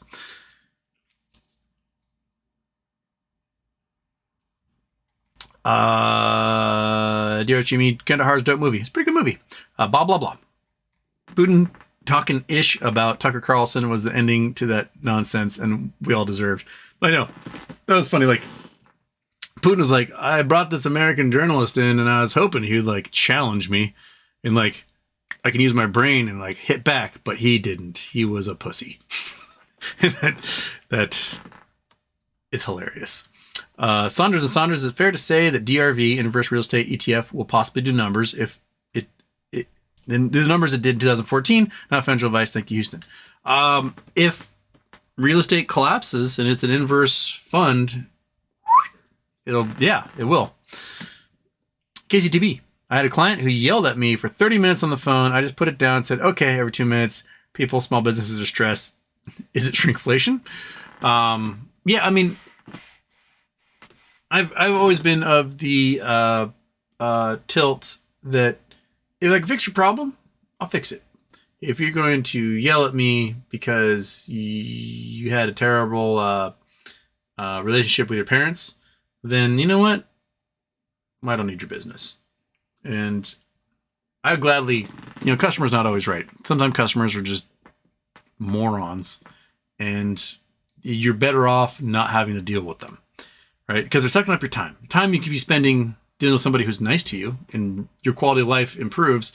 But you have to spend so much time getting yelled at by an asshole, by some Karen, and your quality of life starts to sink and dive. And you're not making any money off of it. All you're doing is spending time, which is money, as if you're a small business owner. Like, I worked in a bar, and the bar regularly had like a 2-hour wait for a table. It'd be a Tuesday in the winter, and there'd be a 2-hour wait for a table. And if someone was an asshole, I'd be like, get out. They'd be like, what? Like, you are mean, and you're not going to tip, and you're going to be mean to me the entire time, sucking up all of my time in this whole restaurant, so I'm kicking you out. Leave. Don't worry about the bill. Just get the fuck out of here and never come back. And they're like, well, we're never coming back here again. I'm like, I know. That's why I said, don't come back. Because there are 10 people who want that seat right now, and they're going to be nice to me, and they're going to pay, and they're not going to suck up all my time and not tip me. So get the fuck out. And then they get out and never come back, and my life is better. And then somebody takes that spot, and they're happy, and they're like, man, that was awesome. That was faster than I thought it was going to be for a table. Here's some extra money. And life is better. So if you can weed out the assholes from your business is booming, man. Business does so much better because then you can serve the people who are nice and pay you. And yeah. the Yellers, like, have you ever read Yelp reviews and been like, wow, this is a lot of 1-star reviews for this restaurant I enjoyed. It is phenomenal how many people have a bad time when they go out to eat. Like, I'm trying to think of the number of times I've had a bad experience eating. And I'm someone who eats out like 5 days a week. I eat out constantly. I love eating out because I hate cooking, right? And two bad experiences. One was at 2 o'clock in the morning at the Hurricane Cafe in Seattle after Guns N' Roses concert. And the lady I was with and I were like, well, we missed the last ferry. Well, let's go get some pancakes. So we go to the Hurricane Cafe. The hostess seats us in this section that had been previously closed because the rest of the restaurant was full. So she's like, seats us, and we're the first ones in there. And we sit there for a long time. Super duper duper. We're there for like an hour and no one comes to get their meal. So I like leave the section. I'm like, excuse me, miss, we've been sitting here for like an hour and no one's come to get us water or food. She's like, oh my God, nobody was sitting in that section. And then she came over and took care of everything. And it was fine. Like, it wasn't even a bad experience. It was like, well, are we ever going to eat? Did they know we exist? Am I alive? Am I in purgatory? The other time, I think I've told the story about JT. Just terrible. Was at the Altitude Brewing in Laramie, Wyoming. And JT, if you're listening, I love you, man. You were terrible at your job. It's 2011. We are on our way from mining in Wyoming to head to Deadwood, South Dakota to go hang out with our friend Jesse and do Sturgis. And we stopped off at the Altitude Brewing in Laramie, Wyoming. They sat us at this table. It's busy, wonderful. They got one of those tables that have the big, giant, like, paper bag tabletop and give you crayons and you, like, draw lewd things on the paper. And JT's like, hey, I'm JT. I'm your server today. Let's get this going. And JT, we order drinks. And JT comes back with someone else's drinks, not ours. He's like, here you go. I'm like, no, that's not what we ordered. He's like, huh. Wonder whose these were. And he comes back again with wrong drinks again. And we're like, we'll write down the paper for you. Like, stout, Coca-Cola. Oh, okay. Yeah. He goes off, finally comes back. Someone else comes back, I think. I think it was not JT, but someone else comes with our drinks. Here you go. And then we order our food. And JT comes back and he sets up this, they bring out that little folding table thing and put this giant tray with like 10 dishes on it. And he's like, all right, I've got your meals here. I'm like, there's 3 of us. Those aren't ours. He's like, huh, weird. And again, somebody else comes out later with our actual meals. And, JT was a nice guy. He just was not the right job for that role. But, it was more hilarious than it was bad. And like the next year, we said, we're going to go back to Altitude Brewing a year later. And we're going to see if JT still has a job because he was so bad at his job, we couldn't imagine that he lasted. And so we get seated. This nice young lady comes up to us and we chit chat with her. And we're like, hey, we were here a year ago and we had this server who was the single worst server in existence. He was a nice guy. It was hilarious how bad it was. Does he still have a job? She's like, who was it? I'm like, his name was JT. And she's like, do you see that guy in the suit leaning against the bar? I'm like, yeah. She's like, that's JT. He's our manager now. And I was like, how the hell does that happen? She was like, he's the owner's nephew. We're like, oh, makes so much more sense now. But again, like I eat out all the time and I've had 2 bad experiences. And one was like, well, it's no one's like shit happens. The other one was so bad it was funny, but I can't imagine I wouldn't even give a 1-star review to Altitude Brewing for JT's terrible performance because it was so funny.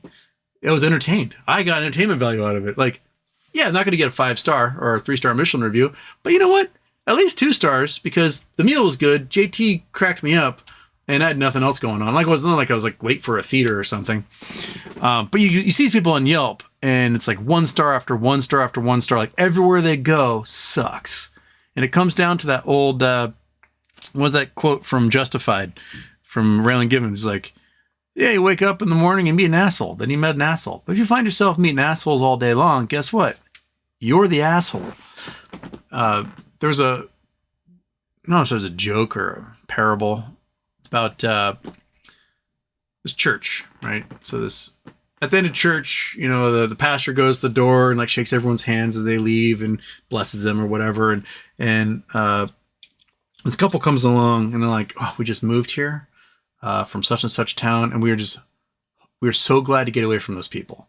Like they were the worst people you could ever imagine. Everything went wrong, backstabbing, bickering. It was awful. And we're just hoping to like get to this community and like find something different. And the pastor's like, oh, I hate to break it to you, dude, but this town kind of sucks. Like everybody's that way. It's just the worst. Like you cannot imagine how terrible life is here. It's nothing but backstabbers. The couple's like, oh my gosh. Oh goodness. And they leave. Another couple comes along like, oh my goodness, we're so happy we just moved here and we're so glad we found this church and we miss everybody so much in our hometown. They were so nice and kind and loving and just the best people ever. And we're really hoping to find like that kind of community here. And the pastor's like, you found the place, man. These people are awesome. It's like the best place ever. You know, we just love each other so much. And we had such a great time. And the couple's like, oh, thank you so much. And they leave. Then like, you know, the parable is you get the attitude you bring. Man, if you're going to be an asshole, you're going to get asshole shit. And sometimes, like, you know, you can try to be reasonable. Sometimes you do have to be like, God, I'm going to lose my fucking mind. For someone to be like, whoa, and they do the job. But if you bring that in first go, you're screwed. Like the first time I ever flew first class, I was 16. And I boarded a plane, Alaska Airlines flight, going from Seattle down to Orange County to go visit my brother and his family. And, you know, back then I'd work my grocery store job. I could save up like $140, $200. That'd be enough for an airline ticket to go visit them during spring break or something. And we boarded the plane and we're sitting there for a while. We should have like started, you know, take off. And finally the pilot comes on and is like, hey, I'd like to thank everybody for the practice boarding, but we have a cracked windshield in the cockpit and we cannot be going anywhere. So we're going to deplane, go talk to the customer service. We'll get you set up with another flight. We're so sorry, apologize, blah, blah, blah. I'm in the back of the plane because I'm a poor high school kid. And by the time I get to customer service, the line is like of the 300 people on the plane. And I finally get so close to the front and there's this like biker looking dude. You know, he's got like the leather vest and he's probably a dentist, but he's playing a biker.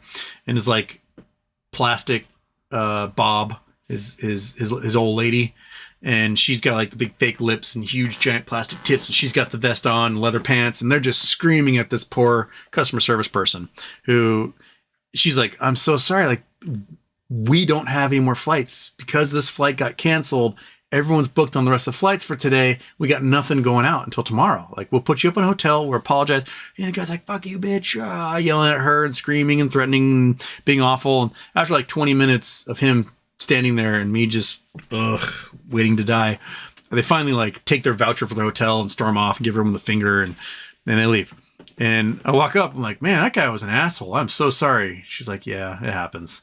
What can I do for you? I'm like, well, my plane's broken and I need a flight and I'm a child and I need to go see my brother.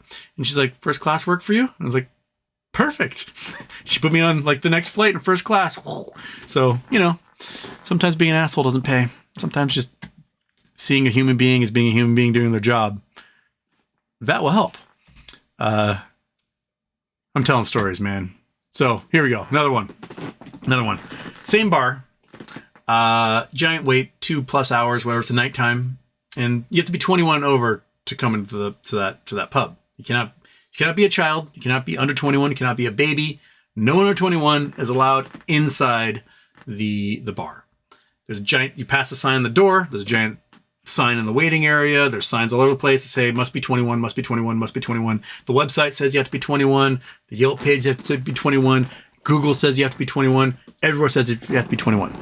So I'm hosting, and I think it might be when I was even managing that place. But anyway, giant line. This guy comes up. He's like, I need a table for 6 now. I'm like, whoa, that's gonna be a while. It's like a 2-hour wait. It's 2 hours. It's outrageous. He's like already pissed off and angry. He's probably needs calories in him, but whatever. I'm like, yeah, man, it's 2 hours. Like, this is my list. These like 3 pages of paper. So those like 50 tables all are going to sit in front of you. So it's going to be like 2 hours. About 15 minutes go by. Guy comes up to me. You've been waiting forever. Where's our goddamn table? I'm like, well, it's been 15 minutes. You still have an hour and 45 minutes minimum until I can get you into a table. This is bullshit. And he's like freaking out and being a dick. And so he goes back and stands at the front. I notice there's like this young man. He could be 15, he could be 21. I have no idea. But he's standing next to the must be 21 sign. He's literally like resting on the must be 21 sign. And I'm thinking, you know what? I'm not going to card him. That guy's been such a dick for the last 15 minutes. I'm going to let them wait the full 2 hours. And I'm going to have the server card that kid. That'll be fun. And so the 2 hours go by, get the table all set up for the 6 of them. They go sit down. And I go to the server like, oh my God, I didn't see that kid. I didn't card him. Can you card him for me? And she's like, oh, of course. She cards him and he's like, I'm 15. And she's like, I'm so sorry, but you can't be in here. And the guy just loses his mind. Ah! And it was very satisfying. Sometimes you got to just poke the bear. Okay. Enough stories. Back to the chat. Where am I? I forgot where I was. Putin, Tucker Carlson. You're getting yelled at. There we go. Frozen State Productions. I got here late, so you'll probably never get to my chat, but I just want to say happy birthday. No, I got to it. So I'm only an hour behind in the chat. Not 2 hours behind in the chat.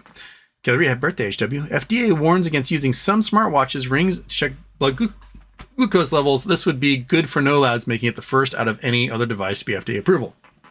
Yeah, we'll probably talk to Ron about this on Tuesday.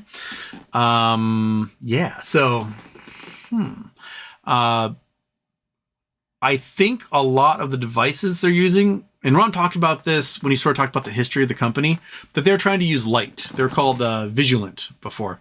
And they're trying to use light to look at like the skin and the blood vessels. And they discovered that it could work pretty well with white people. But if you had a darker hue to your skin tone, you could not measure the glucose levels. And so they ruled that out afterwards, like, because, only protecting white people is a terrible business model. You want to be able to have a service that works for everybody in the world. And I think some of these devices are probably using technology similar to that. And if you are of a darker skin tone, it may give you inaccurate readings, and you could be severely affected by not having accurate blood glucose levels. So I think it's very smart for the FDA to be pointing out, like, don't be using these things. They're not approved.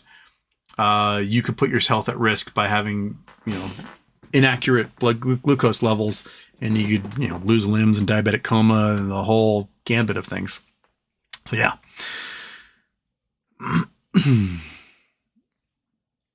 Snort alert. Oi, Houston. When will the Sears guy come on the show? I'm hoping to have him on.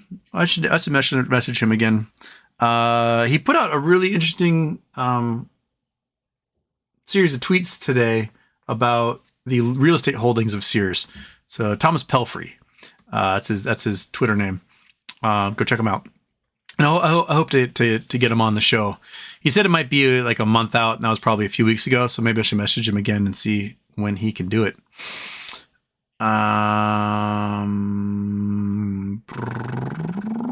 Lisa Saw. I only have a few hundred no labs. How many shares do you think is enough to quit the rat race? I have a few thousand of them. My goal is to have millions, but a few thousand of them. I personally think the company, if they get FDA approval, could be a $50 to $100 billion company, which with the number of shares they have now, plus whatever they issue after they get approval to like build factories and whatnot. I think the ultimate result will probably be $500 to $1,000 a share, just in actual value of the company. And by that point, they may do splits, right? They do 20-to-1 splits and everything. So the 1,000 shares you have might become 20,000 shares and so on, because that's what happens with Apple and Amazon, and Microsoft, and other big companies.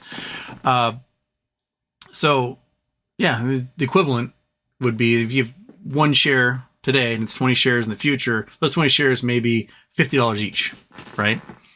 So $1,000 for your investment. That's how I am seeing it in the future, because they will corner the market. They will be making $30 billion a year in subscription fees that are essentially nothing but profit. And they could be a really, really, really, really big company. So if I get a big payout, if I get BBY payout that's huge, or MOAS or whatever, I will take a huge chunk of that and I will buy up. I don't ever want to become an insider, So let's say they have, I don't know, 90 million shares. I would buy like 8.9 million shares if I could, and I would sit on it. That would be my future. But yeah, by then I'm already retired. So Coffee Donuts and Homer. After the last show, I posted a comment. It was deleted. I reposted, deleted again. Is YouTube censoring us? Maybe. I get notifications sometimes like, hey, there's a comment, and I go to click and there's no comment there. It's very frustrating. And so I don't know how. I always figure like YouTube is just like, no, or the person deleted the comment or something. But yeah, I think it happens. And I don't know why. I don't know what algorithm makes it trigger.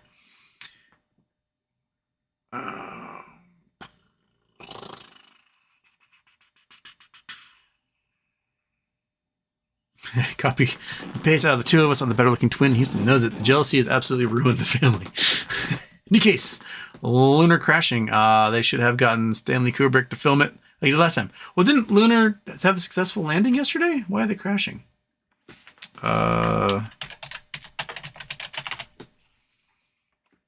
Intuitive Machines lands on Moon in nail-biting descent of private Odysseus lander. Moon landing Odysseus touches down on lunar surface. Moon landing historic Odysseus moon mission marks a milestone and reaching the lunar surface. U.S.-built spacecraft lands on the moon first time 72. Yeah, I think it was a nail bite. It took them a minute to get to. It may have landed a little hard, and they were worried, and it took a minute to get contact. But I think it worked. But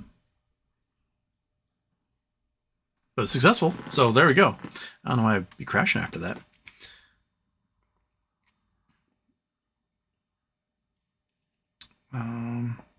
Frank Gonzalez is here. Emu goes fishing. HW, what is the Great Blowdown of 1921? The Great Blowdown. That sounds like a adult theater movie. The Great Blowdown of 1921. Was that a tornado? The Great Olympic Blowdown. The Great Olympic Blowdown, also called the Big Blow, was a compact, intense windstorm struck the coast of Washington January 29, 1921. Oh. Interesting. I've never read about this. I know about the Columbus Day storm. The Great Olympic Blowdown, also called the Big Blow, was a compact, intense windstorm that struck the coast of Washington January 29, 1921. The storm is remembered for the massive number of trees destroyed. At the time, it was the greatest loss of timber in the country, according to the Forest Service. In the 20th century, only the Columbus Day storm of 1962 was stronger. The Columbus Day storm was like a Category 3 hurricane. The storm started southwest of Washington and tracked northeast. Barometric pressure dropped to a low of 979 millibars, at a time which winds were 40 miles per hour. Wind velocity increased to 100 miles per hour. The wind hit noon in Grays Harbor and moved up the peninsula. Recorded sustained winds at 113 miles an hour and gusts estimated at 150. That's Category 3 range. Before the anemometer was blown away. So the wind may have even gotten faster. Inland gusts reached 64 miles per hour in Seattle, 48 in Tacoma, and 47 as far inland as Walla Walla. An observer on the MS Sierra, the coast of Oregon, reported, at 9 a.m. on the 29th, the wind, which previously had died to a force 3, increased to a force 5. By noon, it increased to a force 12 and changed to south, and a little later, west-southwest. It then started to lose its force. High choppy seas were running, and the vessel was rolling, pitching and shipping heavy seas. For a while, it seemed that we would lose our deck of lumber, and this would have happened had the wind not moderated when it did. When the wind was at its highest force between 11 a.m. and noon, the water of the sea was driven into the air in sheets, just like heavy rain by strong wind. Big blowdown. Huh. Over 40% of the trees in the southwest side of the Olympic Mountains were blown down. That's a lot of trees. The Great Olympic Blowdown felled 8 times more trees than the eruption of Mount St. Helens, and the old-growth timber that was destroyed created a fire hazard. Fire suppression crews were deployed by the U.S. Forest Service. The state of Washington and the Washington Forest Fires Association air patrols to support the fire suppression, where crews provided U.S. Army at Camp Lewis, and the state and WFFA contributed money for gas. 200 Roosevelt elk were killed in their forks by tree branches and flying debris, and hundreds of domestic farm animals were killed. That's impressive. 16 homes on the Push were destroyed. Power and telephone poles down. Moored boats were dashed to beaches. 21 barges were adrift in Puget Sound after breaking away from their mooring lines. Smokestacks and chimneys collapsed. Chief engineer Alfred Anderson was killed at Aberdeen Mill when a collapsing smokestack filled the room with steam, scalding Anderson to death. That's a horrible way to go. Whew. Hey, I learned something new. The big blowdown. There we go. Meow meow. Stanley Kubrick filmed the moon landings. He did an excellent job from the moon surface in Los Angeles.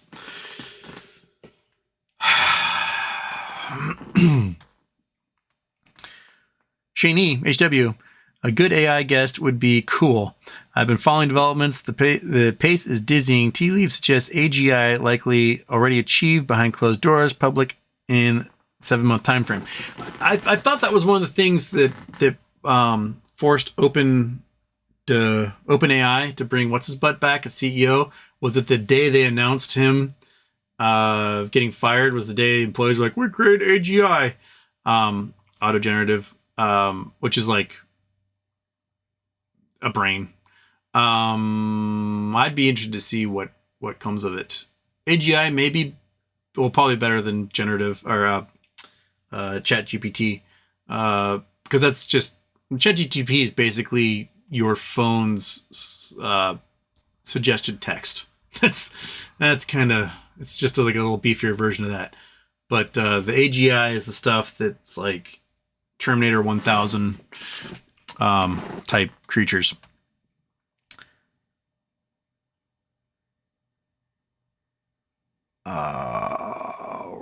Chris Taylor's here. Fantastic. JL, is the BBY thing dead and we just keep holding on to hopium and new dates? It might be. But my guess is that the Knolls are worth so much someone wants them.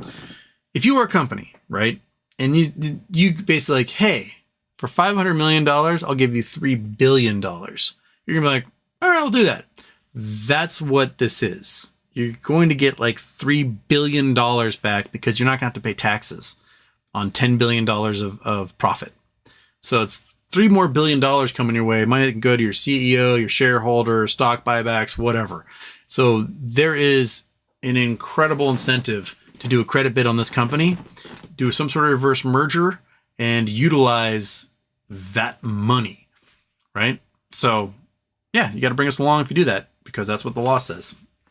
And that's what's happening with Wish right now. So that's what happened with Washington Mutual.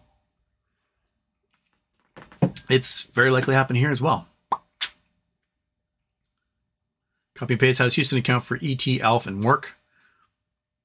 You know, I can't. Oats with Goats. Chris Taylor, thanks for recommending the Nova doc on quantum entanglement a while back. Watched it shortly after, enjoyed it. Excellent. Is it Factory? Houston, you were talking about wanting wired internet for your room. Looking at Ethernet over power uses your wall port is more reliable than just Wi-Fi. Just don't put it on a surge protector. Okay. I've never done it before, but that was actually Sir Barther suggested that as well. Looking into it, I will look into that.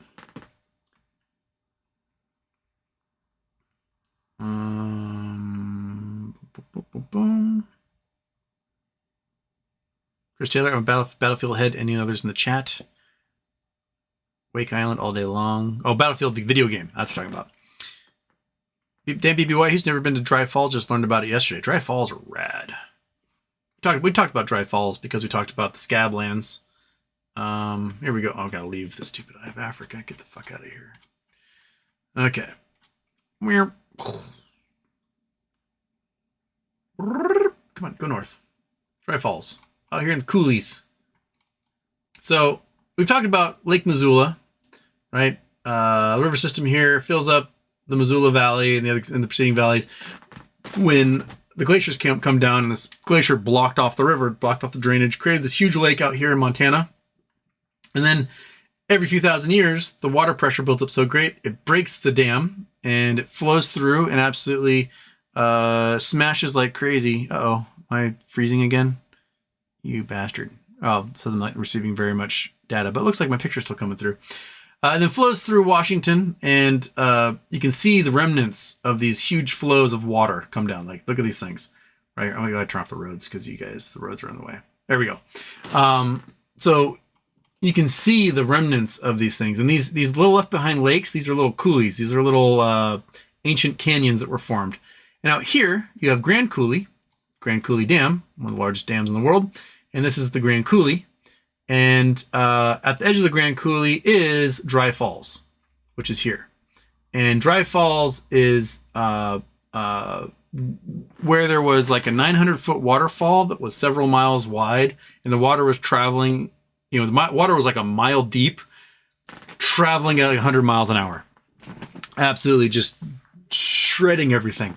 And so this entire valley here, these coulees were all formed from the scouring action of that water. And what it did is it scoured through thousands and thousands and thousands of feet of basalt all the way down to the water table itself. So these lakes exist. This is the top of the water table, and which was create all sorts of suds on its shores. And then they made all sorts of resorts saying the suds were minerals and healthy, and there's not very many suds left anymore. But there's lots of resorts built here. There's Lake Lenore, which is an alkali lake.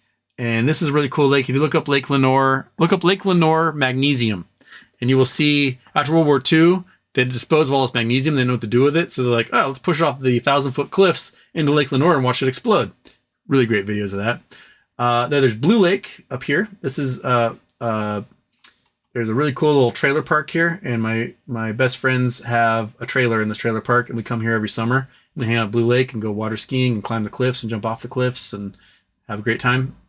Then there is the Sun Lakes, Park Lake, and then the Sun Lakes. And the Sun Lakes are really nice and warm. They're like 80 degrees in the summertime. They're fantastic. And then you get into the Grand Coulee. And the Grand Coulee is this big-ass lake here, Evans Lake. And then you're in the Columbia River. But yeah, Dry Falls is rad. The Dry Falls Museum is really cool, too. I highly recommend that. Like, go check it out. You learn a lot. Learn tons. But there's coulees all over. You can see remnants of them. Moses Lake is a coulee. You got some out here, Sprague, and through the scab lands out here. But yeah, you can see the canyons that were dug by these channels. There might be little rivers in them today, but they're rad.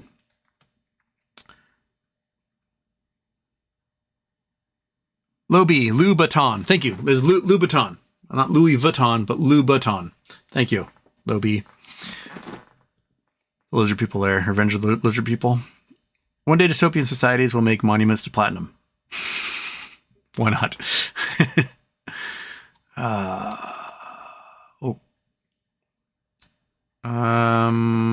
Red lightsaber.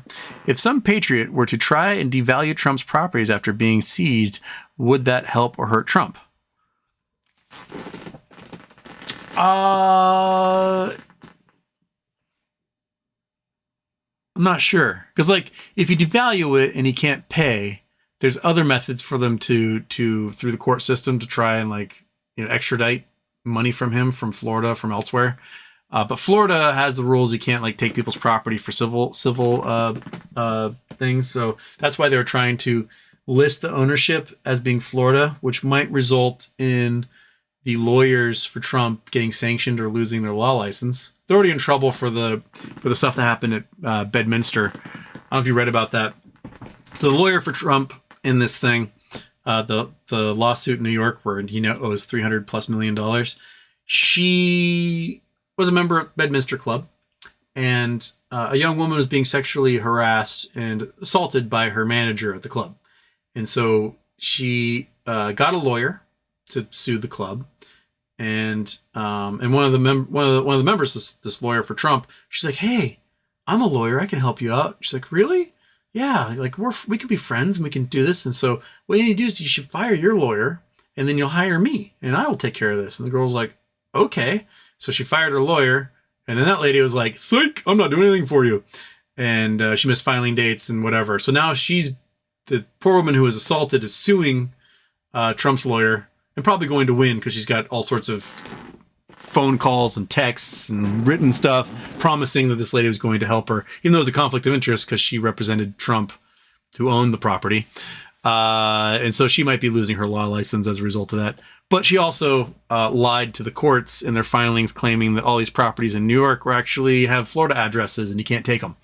But you have to actually file with the Secretary of State and change the business address and do all these sorts of things that they were not allowed to do because there was a court order against them doing that. So she might get busted for fraud and sanctioned by the court and lose her license to practice in New York as well as New Jersey.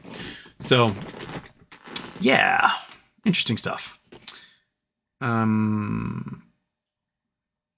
intro hurts my earballs. Is it too loud? Do I need to make it quieter? I don't know how to make it quiet. Can I make it quieter? Speed. I don't know how to do the volume on that. I'm sorry. Jay, is there another spy balloon? It appears so. Senators love the Joe Rogan expression. That's crazy, man. That's wild. Wow, that's crazy.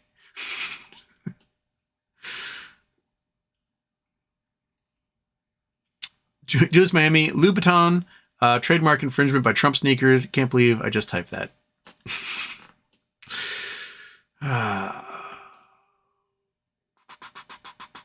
Mitch Wiley, how can Webull have 0 shares when they should all be the OG Torch shares?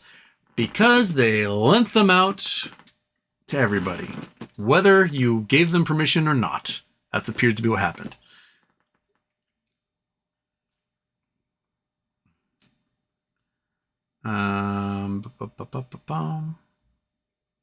Brian Murphy's here. A-Dog's here. Dragon. Houston. Why does the old Apollo mission film look like Kubrick movie versus the current moon and Mars landings? I don't think it does, because for one thing, without CGI, you cannot replicate what a 1/8 gravity environment is like in the studio. You just can't. So there's a complete difference between what you would do in the studio, try to make that as best you could, and the way it works in real life. We landed there. You can see the track marks on the moon's surface. You can see the steps that have been done. You can see the flag that's been planted. You can look through telescopes and see this stuff. Well, the big massive telescopes, your big Keck telescopes and Gemini and Subaru and those big telescopes. Jay, I saw someone saying Fidelity won't send shares to AST. Know if this is true? There's some people having troubles with it. One of you viewers sent me a letter they sent that was like, hey, if you can't send my shares, I welcome you to buy them at $3,500 a share, and we can forget this whole thing ever happened. Which, hey, cool. But yeah, they might be getting in trouble here if they don't have any shares to send people. Chad Price, JT is my friend. He's a nice guy. He's just kind of like a lab puppy. Just dumb and happy and eager. Just not very good at things.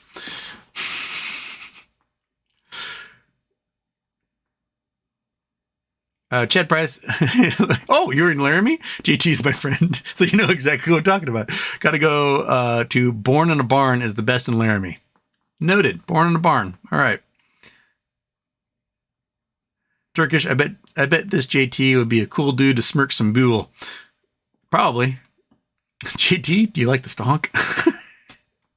JT does like to smoke. Oh, there you go. He seemed like a really nice guy. That was the job for him. The job for him needs to be, what would be a good job for him? Pulling a lever at a factory over and over. Canning something. That would be a great job for JT.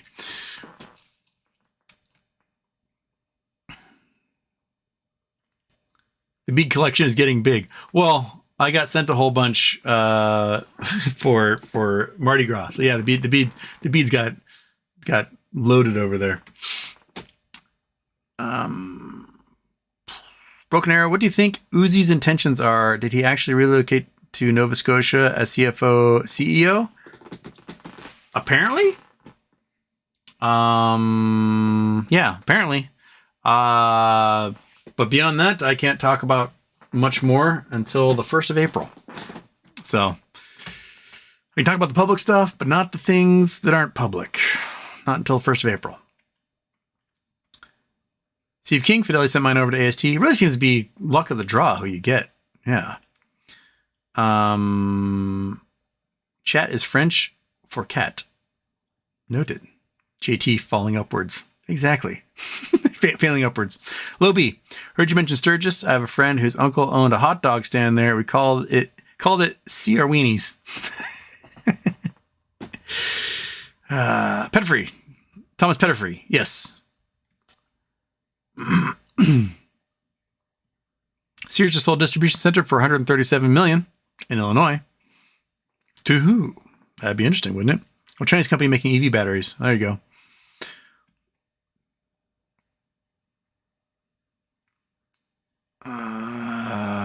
Novavax is going to be mega squeeze, tons of cash, 50% short.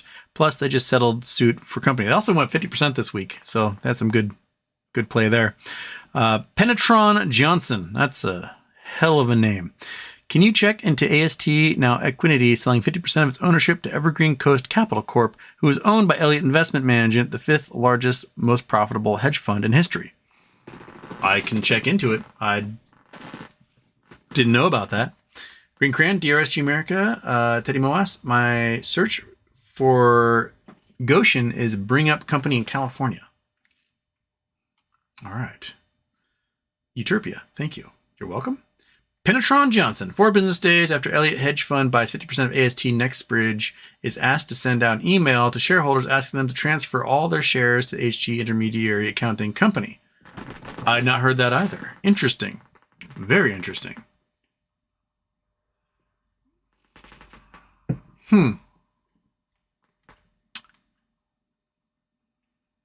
Fred Jones, what is Houston writing down when he's talking to Ron?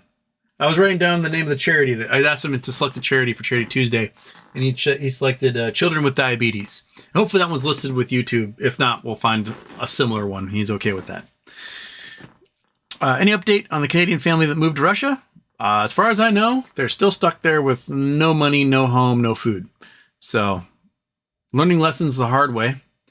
That if your homophobia results in you selling everything you own to leave a free nation where you've made a living comfortably for your entire life, to move to a despotic, authoritarian, far-right dictatorship, and then that kleptocratic mafia state that you move to steals all your money, then perhaps your homophobia isn't as valuable as you think it is. There's just other things in life to worry about so much than one of your 8 children possibly being gay. Oh my gosh, if one of my 8 children becomes gay, that'll be the end of the world. It won't. Your kid will just exist as a gay person, and life will move on. But in Russia, they'll be murdered for it. So there you go. That's a go to the gulag and get worked to death. Oh crap! I gotta get going. Peace Attack. Last one for Peace Attack. Any advice for those on the East Coast for hurricane season this year? It looks like things are going to be wild. At least we are getting super cool solar eclipse. Thanks, Houston. Aloha from Halifax. The ocean, I think the ocean is going to be really, really, really warm this year, especially with the Atlantic cycle shutting down. It means the surface water in the south won't have anywhere to go as easily, and it's going to get warm, which is, once you get that 28 degrees Celsius thermocline moving further and further north, you get more storm generation, you get more cyclonic action because this Coriolis effect is larger, and powerful storms, man. Hope that there's wind shearing as a result that kind of rips these things apart, but stagnant non-flowing water creates lots of uplift and not as much shearing. So my advice, sandbags, boarding up windows, and getting the hell out of town when they hit. So there you go. All right, I gotta get going. Everybody have a great day. I'll probably do some Twitch this weekend, and I'll see you over on Twitch while I play my boring little GeoGuessr game, where all 7 of you love to show up and go. All right. Okay, everybody have a great night. I don't know how many intros to give you. How about which one did I not do? I didn't do this one.